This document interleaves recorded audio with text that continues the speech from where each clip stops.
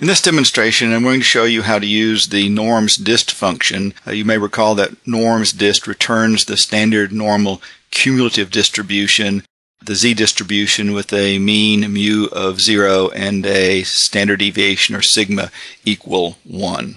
From the table, the first example will be using NORMSDIST to compute the probability of a z being less than or equal to 1. So we'll go to More Functions, Statistical. We'll search for NORMSDIST, input it. The z is 1.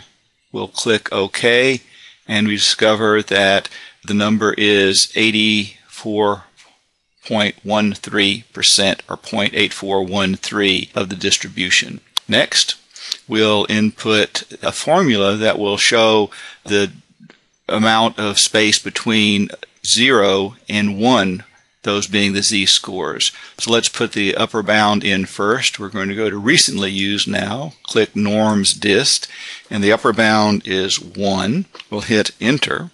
Then we'll go to the formula bar and we will subtract from it, subtract minus 1, recently used, NORMSDIST of 0. We will hit OK, and we find that the space between 0 and 1 is 34.13% of the curve. Next, we'll compute the distance between 0 and a z of 1.25.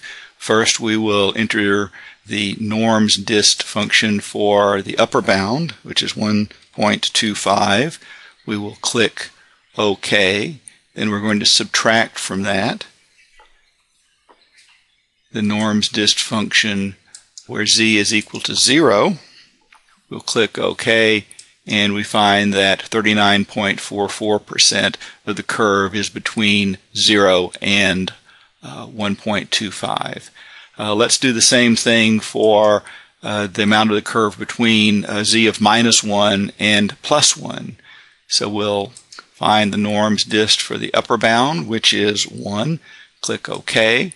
We're going to subtract from that the NORMSDIST value of minus 1 in this case. We're going to click OK, and we find that 68.27% of the curve occurs between plus and minus 1 standard deviation of the curve.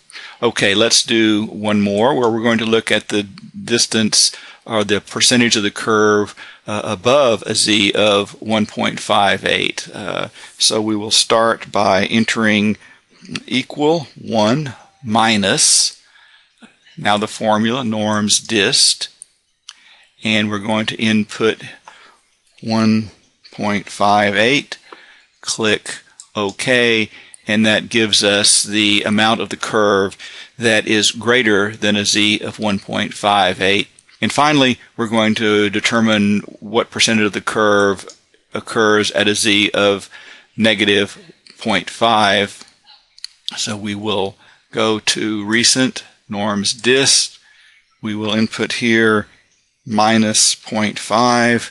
We will click OK, and we find that 30.85% of the curve is at a z of less than 0.5. So that's how you use the function NORMSDIST to compute percentages of the standard normal curve.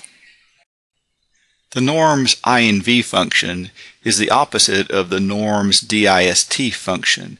With NORMSINV, you specify a probability that you are interested in, and the function computes the z-score at that probability. For example, if we're interested in the z-score that divides the standard normal distribution into the part that is 90% below the z-score and 10% above the z-score, we specify the cumulative probability in the function, and it will give us that z-score. So let's do that. Let's go to More, Statistical, and we will identify from the list the NORMS inverse function. We will specify the cumulative probability of 0.9, click OK, and we find a z-score of 1.82. What if we wanted to look at the z-value that divides the distribution into cumulative 97.5% and the top 2.5%? Do it this way. We will go to recently used functions, norms inverse, and we will specify 0.975, hit OK, and we find a z-score of 1.96. If we're looking at the area of the distribution on the bottom side or the left side of the mean, and we wanted to know the z-value that divided the distribution into the lower 2.5% and the upper 97.5%, we would specify the cumulative distribution up to 2.5%. And we'll do that by going to recently used NORMSINV, and we'll specify 0.025, and when we hit enter or click OK, it gives us a z-score of minus 1.96. And this basically shows you how to use the norms inverse function in Excel to determine the specific z-score given a cumulative probability level.